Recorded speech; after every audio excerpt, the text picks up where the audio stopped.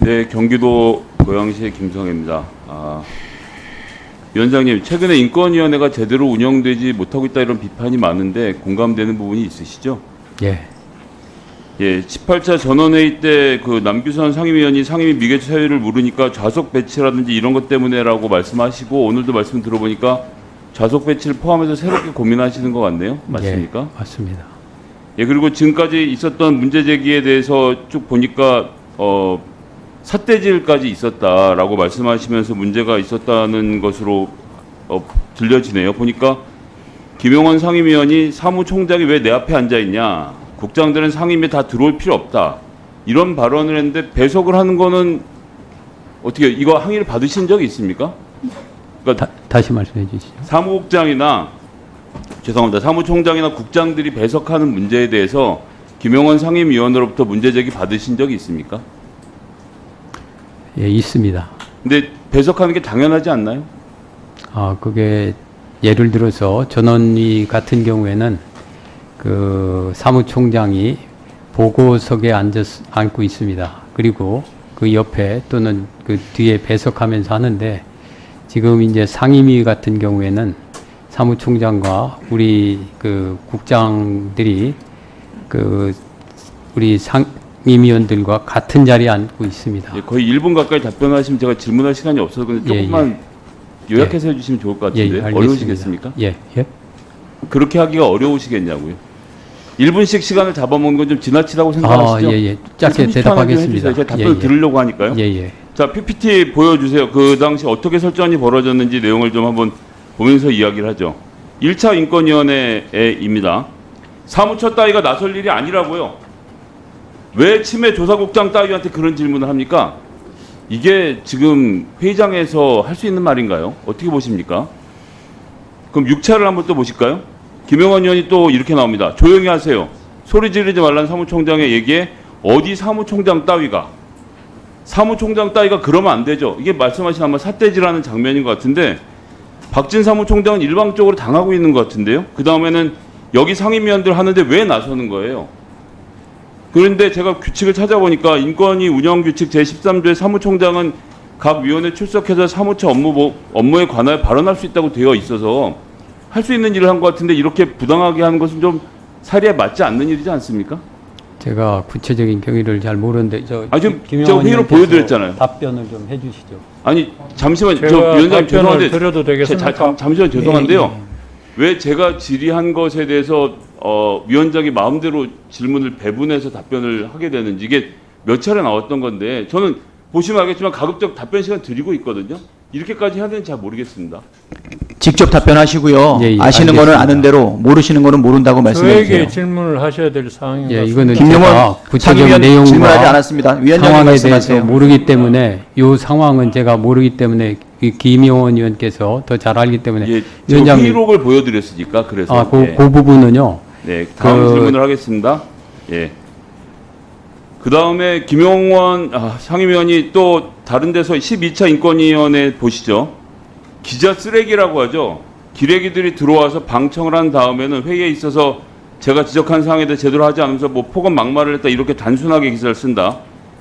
맨날 기레기들이 들어와서 취재를 해서 헛소리나 싸제 끼고 제가 발언하는 동안 방청을 허용하지 않았으면 좋겠고요. 이렇게 12차 회의 때 발언을 하고 나서 위원장님 비공개 회의가 많아졌어요. 근데 이런 말은 안 하는 게 맞고, 이런 말을 하려고 회의를 비공개로 돌리는 건 좀 12차 회의는 부적절하지 않겠습니까? 저 상임위원회는 이건 저랑은 전혀 관계가 없는 그러니까 내용입니다. 지금 말씀을 보시면 알겠지만 이런 식으로 회의가 진행되기 때문에 비공개로 될 수밖에 없는 상황이 되는 건데 어떻게 생각하세요? 이런 발언들이 기자가 쓰레기다, 이런 발언이 회의에서 나오고 하여튼 제가 한 것이 적절하다고 생각하십니까? 질문만 좀 답변 한번 해봐 주실래요? 제가 시간 충분히 드리잖아요. 제가 구체적인 상황을 모르기 때문에 곡해될 수 있기 때문에 구체적인 상황은 기자는 쓰레기다라고 한 말이 적절하다냐는 아주 쉽고 인권 친화적인 질문입니다. 인권 친화적이진 않습니다. 그런 발언을 하면 안 되는 거 아니겠습니까?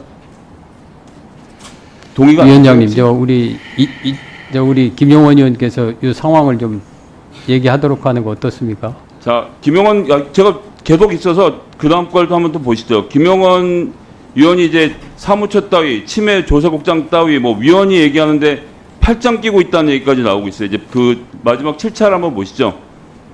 김영원 위원이 얘기하는데 팔짱을 끼고 이러고 있어요. 라고 이충상 위원이 지적을 하면서 그것도 사무총장한테 지적을 하는 겁니다. 팔짱 풀라고 하고 김영원 위원은 입 다물으라고 라고 느낌표가 회의록에 남아있는 걸로 봐서는 언성이 높아진 것 같고요. 박진 사무총장이 김영원 위원님 하고 하니까 이충상 위원이 팔짱 끼고 있는 거 풀라니까요. 라고 말합니다. 1분 조심 마무리 지겠습니다. 거기서 김영원 위원이 송동환 위원장, 그 전임 위원장이에요. 앞으로 내가 법조 경력으로 따져도 내가 당신보다 몇 년 선배야. 그렇게 버릇없이 굴지 마세요. 약간 뭐 제가 인위적으로 섞었습니다. 느낌표가 있는 걸 봐서 이런 발언이었던 것 같은데요. 자, 지금 위원장님은 상임위원들보다 법조계 선배시죠? 김용원 의원께서 저보다 선배입니다. 아, 그렇습니까? 예. 그러면 이번에도 이 제어가 안 될 상황인가요? 법조계 선배이기 때문에? 혹은 저는 그렇진 않다고 생각합니다. 그럼 위원장님이 법조계 선후배를 따지지 않고 위원회를 주도해 가시고 그 상임위원들이 이런 식으로 발언하는 건 좀 못하게 하시는 게 맞겠죠? 제가 공식적인 자리는 아니지만 비공식적인 자리에서는 하여튼 우리가 언어 같은 걸 순화하자 이런 등등의 얘기를 많이 하고 있습니다. 자, 어떻게 민주주의는 무너지는가라는 책을 스티븐 레비츠키라고 이제 하버드 대학 교수가 썼는데 여기서 규범을 지키지 않는 문제에 대해서 얘기를 합니다. 너무 법대로 하는 게 지금 문제라는 거예요. 인권이 사각지대에 몰려 있는데 이 사각지대를 지켜줄 유일한 기관이 지금으로서는 국가인권위원회입니다. 근데 그런 국가인권위원회가 법이라는 잣대를 딱 세워놓고 법대로 규정을 가지고 권력기관처럼 굴면 저는 안 된다고 생각해요. 이런 인권 감수성이 부족한 상임위원들의 태도를 이제부터 국가인권위원장께서 잘 제지하고 통제해 주셨으면 좋겠습니다. 위원님의 말씀을 유념하겠습니다. 네, 수고하셨습니다. 제가 그런 발언 경위에 관해서 짤막하게 좀 말씀을 아니, 드리고 괜찮습니다. 예. 예? 괜찮고요. 지금 뭐 회의록을 가지고서 지금 김성애 의원님이 지적을 하신 건데 근데 그것은 답변을 요구하지 않고 있지 않습니까? 악마의 편집입니다. 저는 발언 맥락을 완전히 빼먹고 제가 그런 발언한 그 부분만 아니 예. 본인 회의 때는 사무총장한테 나대지 말라고 하시더니 본인 인권만 중요해요?